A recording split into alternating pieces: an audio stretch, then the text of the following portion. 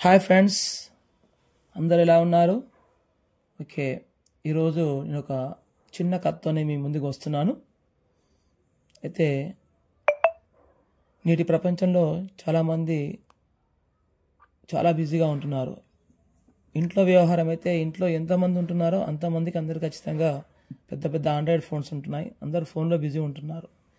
కానీ మరి పిల్లల లోపల ఎలాంటి మారల్ వాల్యూస్ పెంచాలన్నా మరి ఎలా అంటే నా ఆలోచన ప్రకారం చిన్న కథ అయితే బాగుంటుందని చెప్పి ఆలోచించి కథ రూపంలో మీ ముందుకు వస్తున్నాను. అయితే ఈ కథను కూడా మనము తినే ముందు కానీ అందరు కూర్చున్నప్పుడు కానీ రాత్రి పడుకునే సమయం లోపల మనం కథను చెప్తే అందరికీ బాగుంటుంది. కొంతవరకైనా కానీ పిల్లల లోపల మార్పు వస్తుందని చెప్పి భావిస్తూ నా ఛానల్ని లైక్, షేర్ అండ్ సబ్స్క్రైబ్ చేయాల్సిందిగా కోరుచుంటూ ఇప్పుడు కథలోకి వెళ్తాం. కథ చూసినట్టయితే సలహాదారు ఎంపిక. మహారాజు సునందుడి కొలువులో చాలా కాలంగా సలహాదారుడిగా ఉంటున్న కేశవులు అనారోగ్యంతో మరణించాడు. దీంతో కొత్త సలహాదారుని నియమించుకోవాల్సినటువంటి అవసరం ఏర్పడింది మహారాజు గారికి. మహామంత్రిని పిలిచి రాజ్యంలో మంచి తెలివితేటలు ఉన్నటువంటి ఒక యువకుడిని సలహాదారునిగా ఎంపిక చేయమని రాజు ఆజ్ఞాపించాడు మహామంత్రిని. సలహాదారుడి ఎంపిక కోసం పరీక్ష పెట్టి గెలుపొందిన వారిని కొలువులోకి తీసుకుంటామని మహామంత్రి చాటింపు వేయించాడు. కాలం గడిచిపోయింది. పోటీ పెట్టే రోజు రానే వచ్చేసింది. ఓ 10 అడుగుల లోతున్న పెద్ద గుంత దగ్గర రాజు సమక్షంలో పోటీ ఏర్పాటు చేశారు. మహామంత్రి వచ్చి ఓ వజ్రపు ఉంగరాన్ని ఆ గుంతలో జారవిడిచాడు.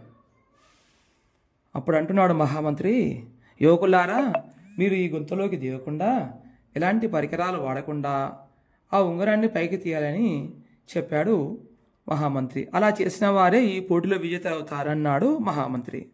మరొకసారి గుర్తు చేస్తున్నారు. కండిషన్ ఏంటంటే మీరు ఈ గుంతలోకి దిగకుండా ఎలాంటి పరికరాలు వాడకుండా ఆ ఉంగరాన్ని పైకి తీయాలి. అలా చేసిన వారే ఈ పోటీలో విజేతలు అవుతారన్నాడు మహామంత్రి. పెద్ద సంఖ్యలో అక్కడికి చేరుకున్న ఉత్సాహికులు ఎటు పాలుపోవడం లేదు.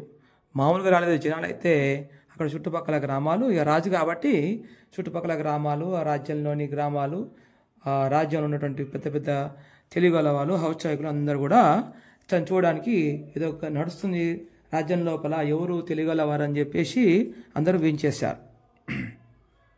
కొంతమంది ఏవో ప్రయత్నాలు చేశారు, కానీ ఆ ఉంగరాన్ని మాత్రం బయటకి తీయలేకపోయారు. ఇలా కొన్ని గంటల సమయం గడిచాక అసలు ఈ పోటీలో ఎవరూ గెలవలేరు అని అక్కడ ఉన్న వాళ్ళందరూ కూడా ఓ అభిప్రాయానికి వచ్చారు. అందరూ చేతులు ఎత్తేస్తారు. ఇక వచ్చిన వాళ్ళందరూ కూడా, అయ్యో మనం గెలిచేటట్లేమిగా, ఈ పోటీ లోపల రాజు చాలా కఠినమైన పరీక్ష పెట్టిండు, ఇలాంటి పరీక్ష పెడతారా, ఇంత కఠినంగా ఉంటాయా పరీక్షలు అంటే అని చెప్పి జనాలు అనుకోవడం చాలా విడ్డూరంగా ఉంది అక్కడ. ఇంతలో ఆ గుంపులో నుంచి ధర్మతేజ అనే యువకుడు ముందుకు వచ్చాడు. అయ్యా, నాకు ఒక పిడికెడు పేడ తెప్పించి ఇవ్వగలరా అని చెప్పి మహామంత్రిని అభ్యర్థించాడు ఆ ధర్మతేజ. ఆయన సైనికులకు ఆజ్ఞ ఇవ్వడంతో కాసేపటికే పేడ తీసుకువచ్చి ధర్మతేజకు ఇచ్చారు ఆ సైనికులు. ధర్మతేజ చాకచక్యంతో ఆ పేడను తీసి ఆ గుంతలో ఉన్న ఉంగరం పైన మంచిగా గురి చూసి గట్టిగా బలంగా విసిరాడు. వెంటనే ఆ పేడ అనేది ఆ ఉంగరానికి అతుకపోయింది అక్కడ. ఆ తర్వాత 2 మోపుల ఎండుగడ్డిని తెప్పించి గుంతలో వేయించి దానికి మంట పెట్టించాడు ధర్మతేజ. అందరూ చూస్తున్నారు. అయ్యో, మంట పెడుతున్నారు, ఏం జరుగుతుందో అని చెప్పి అందరూ ఆశ్చర్యంతో ముక్కు మీద వేలేస్తున్నారు. బగ్గున మండినటువంటి ఎండుగడ్డి కాసేపట్లోనే బూడిదైపోయింది. ఈ ఎండుగడ్డి బూడిదైపోయింది కాబట్టి పేడ కదా, ఆ పేడ మంటకి ఏమవుతుంది, పేడ అనేది ఆ పేడ కాస్త పిటుకగా మారిపోయింది. అప్పుడు మహామంత్రి అనుమతితో ధర్మతేజ సైనికులతో ఇలా అంటాడు, నాకు మరొక సాయం చేయగలరా అని చెప్పి అడుగుతాడు. తప్పకుండా చేస్తామని చెప్పేసి, నాకు కుండల కొద్దీ చాలా నీరు కావాలి అని చెప్పి తెప్పించమన్నాడు ధర్మతేజ. మహామంత్రి చెప్పాడు. అప్పుడు మహామంత్రి ఇక రాజు కాబట్టి మహామంత్రి కాబట్టి చెప్పగానే ఆ కుండల కొద్దీ నీళ్ళన్నీ కూడా వరుస కట్టకట్టగా వచ్చేసాయి.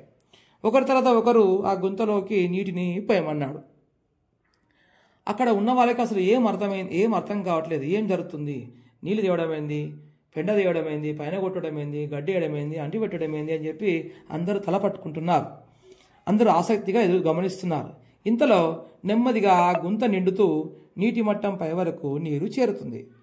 అప్పుడు అప్పుడు ఆ నీటిలో తేలుతున్న ఆ పిడకను తీసి అందులో ఉన్నటువంటి మహావజ్రపు ఉంగరాన్ని బయటకు లాగాడు ధర్మతేజ. లాగి ఆ వజ్రపు ఉంగరాన్ని మహామంత్రి చేతిలో పెట్టాడు ధర్మతేజ. చాలా తెలివిగా ఉంగరాన్ని బయట తీసావని చెప్పి రాజు ధర్మతేజను మెచ్చుకున్నాడు. అంతే, రాజుగారు అలా మెచ్చుకోగానే జనులంతా జయ జయధ్వానాలు చేశారు. అక్కడ ఉన్న ప్రజలు కూడా చాలా సంతోషంతో చప్పట్లు కొట్టారు. అప్పుడు మహారాజు అంటున్నాడు, బలా బలా ధర్మతేజ బలా అని మెచ్చుకుంటూ ధర్మతేజను విజేతగా ప్రకటించి, నీలాంటి తెలియగలవాడు మా రాజ్యంలో ఉండడం చాలా అవసరం అని చెప్పి గుర్తించాను. నీకు మంచి రోజు చూసి మా రాజ్యానికి విచ్చేసి మంచి ఆభరణాలు వజ్ర వైడూర్యాలు తీసుకొని మనను స్వీకరించగల మా ఆనందాన్ని స్వీకరించమని చెప్పి కోరుతూ రాజ్యంలో అతని మంచి పదవి ఇచ్చి మంచిగా అతన్ని గౌరవించి చక్కగా ఇంటికి పంపించాడు మహారాజు. ఆనందంతో అన్ని తీసుకొని ధర్మరాజు చక్కగా ఇంటికి వెళ్ళాడు. ఇది కథలో నీతి ఏంటంటే, మనము తెలివి ఉన్నప్పుడు ఎంత గొప్ప కార్యమైనా సాధించవచ్చు. అందరికీ